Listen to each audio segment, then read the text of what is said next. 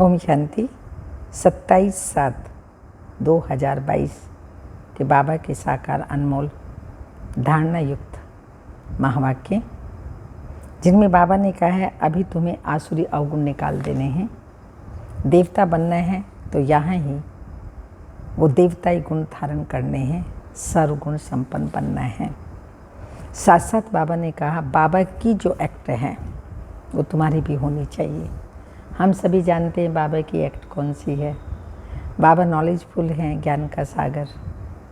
तो बाबा हमको नॉलेज देता है, हमें भी वह नॉलेज औरों को देनी है, औरों को भी ये नॉलेज दे करके उनको स्वर्ग का मालिक बनाने का पुरुषार्थ करना है।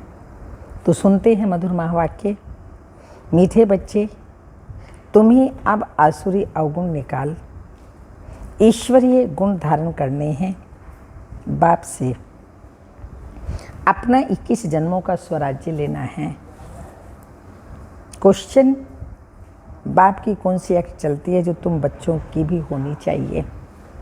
आंसर है बाप की एक्ट है सभी को ज्ञान और योग सिखलाने की। यही एक्ट तुम बच्चों को भी करनी है। पतितों को पावन बनाने हैं। तुम्हारा धंधा ही है रूहानी सर्विस करना। कोई कोई बच्चे शरीर छोड़कर जाते हैं तो नया शरीर ले यही मेहनत करते हैं। दिन प्रतिदिन तुम्हारी सर्विस बढ़ती जाएगी। गीत ओम नमो शिवाय। ओम शांति। ये गीत यहाँ शोभता है क्योंकि यह ऊंच से ऊंच शिव बाबा की महिमा है। रुद्र बाबा नहीं, शिव बाबा हैं। शिव व रुद्र बाबा सही हैं।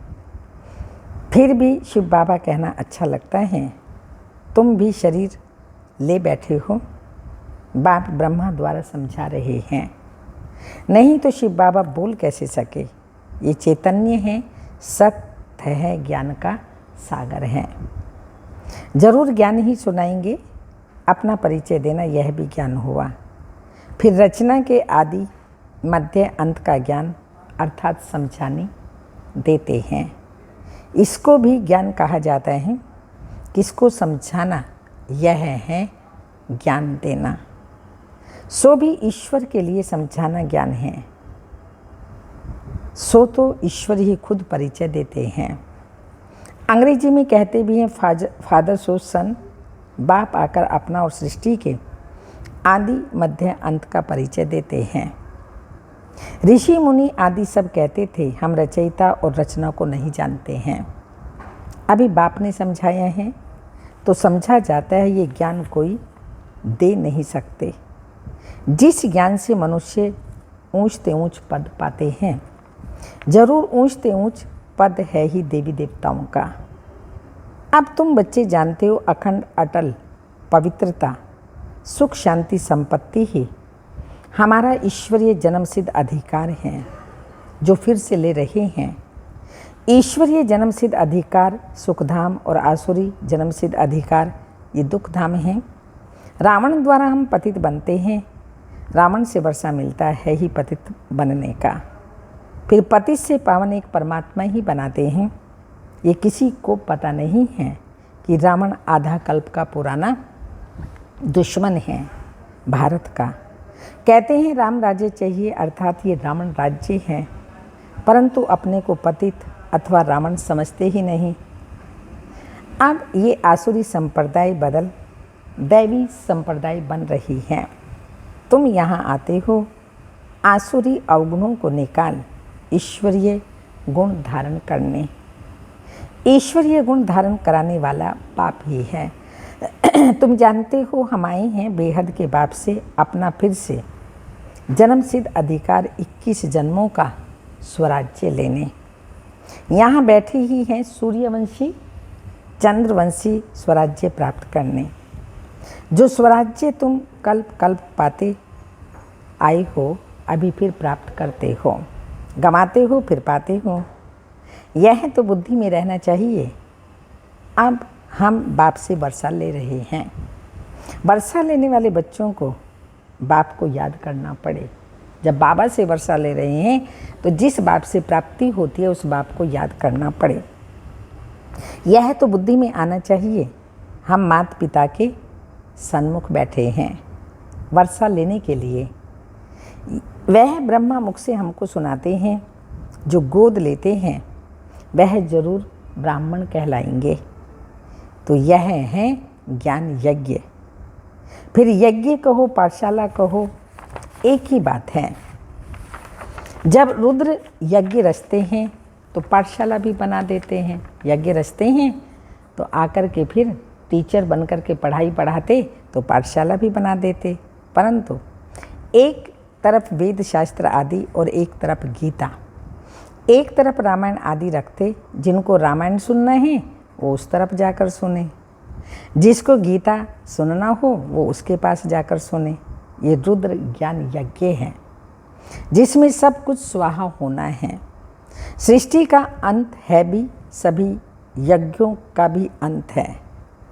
ज्ञान यज्ञ तो एक ही है, बाकी जो अनेक प्रकार के यज्ञ हैं वो मटेरियल यज्ञ हैं, जिसमें जौ तिल आदि सामग्री पड़ती है। यह है बेहद का यज्ञ, इसमें सब स्वाहा हो जाएगा। फिर से नई पैदाइश होती है, वहाँ दुख देने वाली चीज़ कोई होती नहीं। सत्युग में है ही सुख धाम, तो कोई भी दुख की चीज़ होती नहीं। यहाँ तो कितना दुख है, बीमारियाँ आदि कितनी वृद्धि को पा रही हैं, भिन्न भिन्न प्रकार के दुख रोग निकलते रहते हैं। ड्रामा में ये सब नूंद है।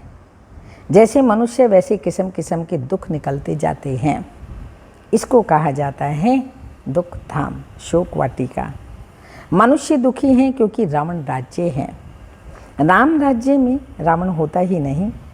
आधा कल्प है सुख धाम, आधा कल्प है दुख धाम। राम निराकार परम पिता परमात्मा को कहते हैं। एक है रुद्रमाला निराकारी आत्माओं की, और फिर विष्णु की माला बनती है साकारी। वह तो राजाई की है, फिर वहाँ नंबरवार राज्य करते हैं। यह तुम बच्चों को अच्छी रीति समझना है और समझाना है। जितना जितना समय बीतता जाएगा उतना उतना ज्ञान शॉर्ट होता जाएगा। इतना शॉर्ट में समझाने के लिए बाबा युक्तियाँ रच रहे हैं। विनाश के समय मनुष्यों को वैराग आएगा, फिर समझेंगे कि बरोबर यह वही भारी महाभारत की लड़ाई है। जरूर निराकार भगवान भी होगा, कृष्ण तो हो नहीं सकता। निराकार को ही सर्व का पतित पावन, सर्व का सद्गति दाता कहा जाता है। ये टाइटल कोई और दे नहीं सकते। बाबा ने यह भी समझाया है, पवित्र देवताएं कभी अपवित्र दुनिया में पैर नहीं रख सकते। तुम लक्ष्मी से धन मांगते हो, परंतु लक्ष्मी कहाँ से लाएंगी? यह भी मम्मा बाबा से धन लेती है। यहाँ सरस्वती के साथ ब्रह्मा हैं, वहाँ भी दोनों जरूर चाहिए, निशानी चाहिए। कहाँ से धन मिलता जरूर है, इसलिए महालक्ष्मी की पूजा होती है। उनको 4 भुजाएं देते हैं, टांगे तो इतने नहीं देते। रावण को 10 मुख देते हैं, टांगे तो नहीं देते। तो सिद्ध होता है ऐसे मनुष्य होते नहीं। विष्णु अच्छाइयों का प्रतीक है और रावण है बुराइयों का प्रतीक। और बुराइयां हैं काम, क्रोध, लोभ, मोह, अहंकार। 5 विकार स्त्री में, 5 विकार पुरुष में। इसलिए रावण को 10 शीश दिखलाते हैं। तो बाबा ने कहा 10-20 टांगे तो दिखाते ही नहीं। यह है समझाने के लिए। जब कोई का पति मरता है तो उनकी आत्मा को इनवाइट किया जाता है, परंतु आई कैसे? ब्राह्मण के तन में आती है, बुलाया जाता है। ये रस्म रिवाज ड्रामा में नोंधी हुई है। फिर जो होता है वहाँ आत्माएं आती हैं, आत्मा को बुलाकर उनको खिलाते हैं। यहाँ बाप तो खुद आकर तुम बच्चों को खिलाते हैं। तो अब तुम बच्चों का धंधा ही यह है सर्विस का। शरीर छोड़कर फिर वहाँ जन्म ले, फिर मेहनत करते हैं। तुम्हारा है ही पतितों को पावन बनाने का धंधा। तुम आगे चल देखेंगे कैसी सर्विस बढ़ती है। प्रैक्टिकल में अभी बढ़ रही है ना। कल पे पहले भी ऐसे हुआ था, वही रील है। तुम बच्चे जानते हो जो कुछ होता है कल पहले माफिक। बाप भी ज्ञान और योग सिखलाने की वही एक्ट करते हैं जो कल्प पहले की थी। इसमें ज़रा भी फर्क नहीं पड़ सकता है। ये ड्रामा है ना, हम आत्माएं घर से आती हैं, मनुष्य तन धारण कर पाठ बजाती हैं। 84 जन्मों को ड्रामा के चक्र को पूरा समझाना है और कोई जानते नहीं हैं सिवाय ब्राह्मण बच्चों के, कोई नहीं जानते। हम खुद ही नहीं जानते थे। ब्रह्मा बाबा कह रहे हम भी नहीं जानते थे। तुमने ही कल्प पहले जाना था, अब फिर से जान रहे हो। रचयिता और रचना के आदि मध्य अंत का राज समझा रही हैं। तुम्हारी बुद्धि में यह रहना है कि ऊंचते ऊंच है पाप, वही वर्षा देते हैं। फिर है ब्रह्मा, विष्णु और शंकर। ब्रह्मा द्वारा स्थापना होती है, फिर वही पालना करते हैं। विष्णुपुरी के मालिक बन विष्णुपुरी कहो व लक्ष्मी नारायण की पुरी कहो, बात एक ही है। तुम जानते हो हम सूर्यवंशी चंद्रवंशी वर्षा बाप से ले रहे हैं 21 जन्मों के लिए। तो बाप कहते हैं बच्चे तुम हमारे थे, हमने तुमको भेजा पाठ बजाने। यह भी ड्रामा में नूंद है, कोई कहाँ नहीं जाता, यह भी तुम समझते हो। जो अच्छी रीति पुरुषार्थ करेंगे वही फिर नंबरवार सुख धाम में आएंगे। तुम याद करते हो सुख धाम को, जानते हो यह है दुख धाम और कोई को पता नहीं है। तुम बच्चों की बुद्धि में आता है कि यह दुख धाम है। तुम सुख धाम स्थापन करने वाले बाप से वर्षा पा रहे हो। हम जीते जी उनके बने हैं। राजा की गोद लेते हैं तो समझते हैं ना हम उनके हैं। पहले भी लौकिक फिर दूसरा भी लौकिक ही संबंध रहता है। यहाँ अलौकिक फिर परलौकिक हो जाता है। लौकिक के होते हैं हम, फिर ये शरीर है, जीवन जी रहे हैं। लेकिन जब अलौकिक बाप द्वारा परलौकिक बाप के बनते हैं तो हमारा जीवन जीते जी मर जीवा बन जाता है। हम जीते जी 5 विकारों से, पुरानी दुनिया से, पुराने संस्कारों से मर जाते हैं। अलौकिक नए जीवन में सत्युग की राजाई प्राप्त करने के लिए जी रहे हैं। तो इसलिए इसको कहा मर जीवा जीवन। तो लौकिक फादर का मालूम, अलौकिक फादर प्रजापिता ब्रह्मा उसका मालूम, और परम पिता परमात्मा परलौकिक पिता, तीनों फादर हमारे होते हैं। अभी हम राम के बने हैं, बाकी तो सब रावण कुल के हैं। एक तरफ वह, दूसरे तरफ हम। आत्मा समझती है बरोबर मैंने 84 जन्म पूरे किए। मैं आत्मा एक पुराना शरीर छोड़ दूसरा नया लेती हूँ। पुरुषार्थ कर रही हैं, ज्ञान सारा पतित पावन सदगति दाता बाप द्वारा पा रही हैं। वह इस ब्रह्मा तन में पढ़ाते हैं। आत्मा पढ़ती है, आत्मा में ही बैरिस्ट्री आदि के संस्कार रहते हैं ना। आत्मा बोलती है ऑर्गन्स द्वारा। तुमको आत्म अभिमानी बनने में बड़ी मेहनत लगती है, क्योंकि आधा कल्प देह अभिमानी रहे हैं तो आत्म अभिमानी बनने में मेहनत लगती है। बाप राय देते हैं अमृत वेले का समय मशहूर है, उसी समय अपने को आत्मा समझ बाप को याद करते रहो तो तुम्हारी आत्मा पर जो कट लगी हुई है वो साफ हो जाएगी। यहाँ तुम बाप की याद में बैठते हो और कोई तकलीफ की बात नहीं है। जैसे बच्चा बाप को याद करता है, यह है बेहद का पाप। वह आत्मा शरीर को याद करती है और अब तुम आत्मा अपने बाप को याद करते हो। बाप कहते हैं मैं बेहद का बाप हूँ तो ज़रूर बेहद का सुख दूंगा। कल्प पहले भी दिया था। बरोबर भारत विश्व का मालिक था, दुश्मन आदि कोई नहीं था। अभी तुम सुखधाम के मालिक बन रहे हो। जो तुम स्वर्ग के लायक थे अब नरक के लायक बन पड़े हो। फिर स्वर्ग के लायक बनाने बाप आए हैं।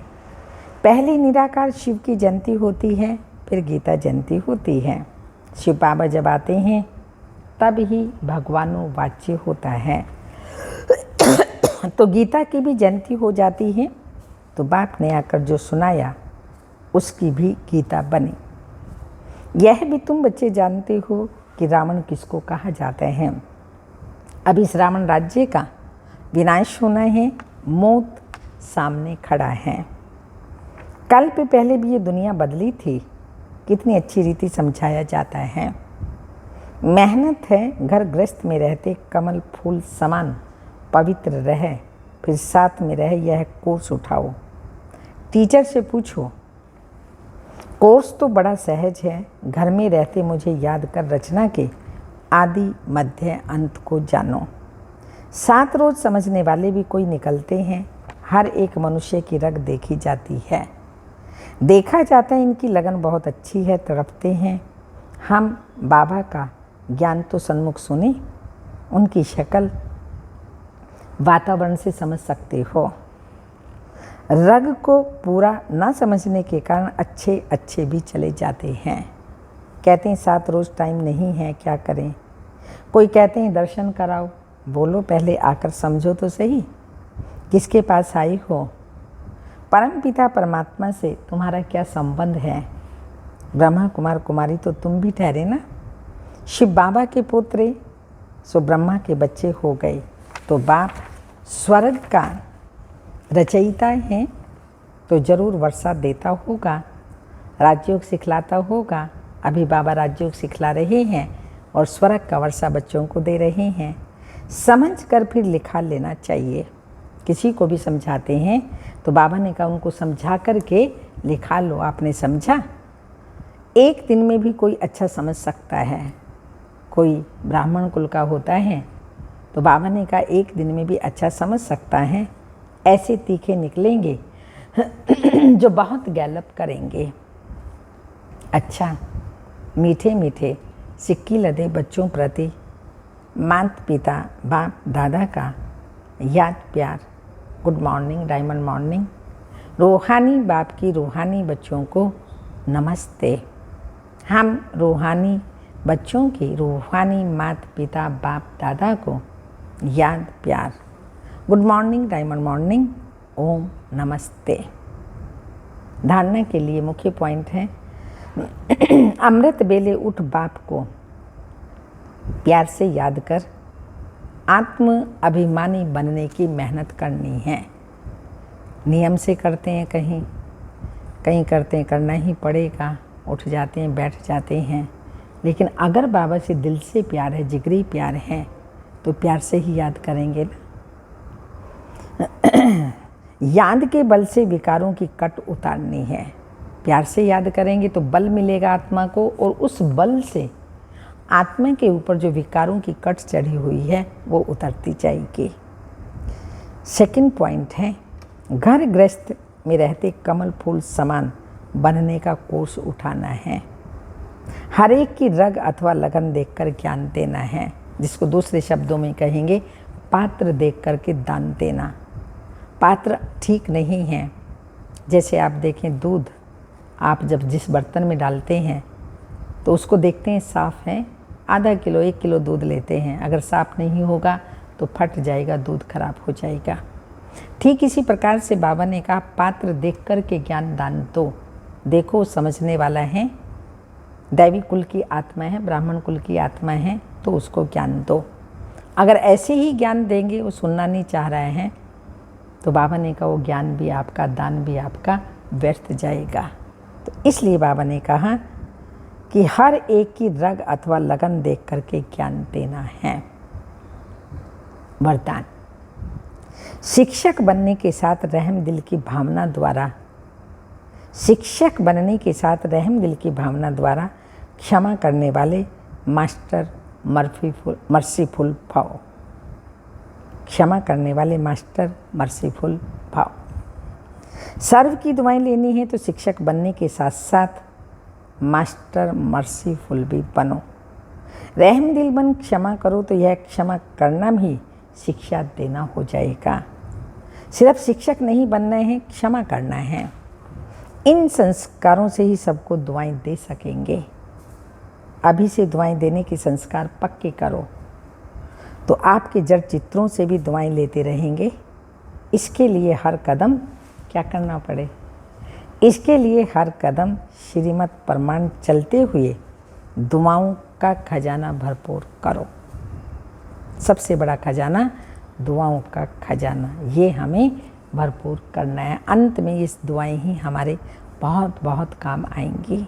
स्लोगन, जिनकी झोली एकदम दुआओं से भरपूर है, बुद्धि रूपी झोली दुआओं से भरपूर है, उनके पास माया आ नहीं सकती।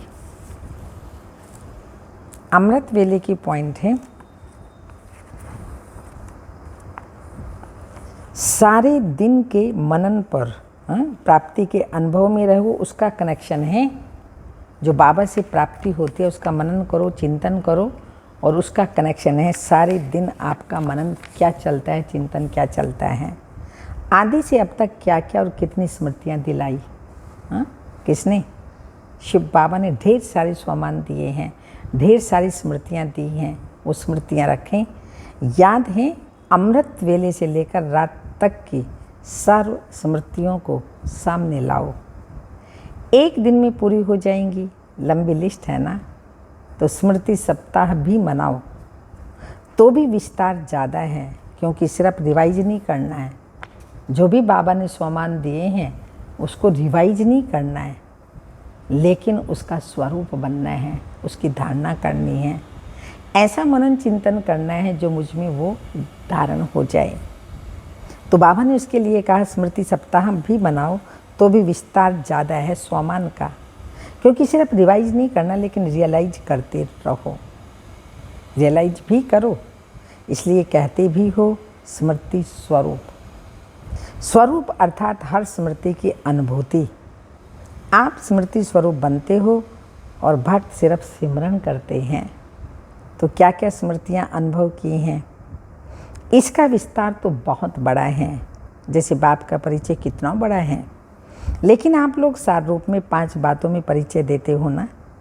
ऐसी स्मृतियों के विस्तार को भी 5 बातों में भी सार स्वरूप में लाओ कि आदि से अब तक बाप दादा ने कितने नाम स्मृति में लाए, कितने नाम होंगे। सोचिए, विचार कीजिए। वो स्मृति में लाते समर्थ बनो, शक्तिशाली बनो। रोज अमृत वेले नित नए बाबा ने जो स्वमान दिए उनको स्मृति में लाएं। ओम शांति।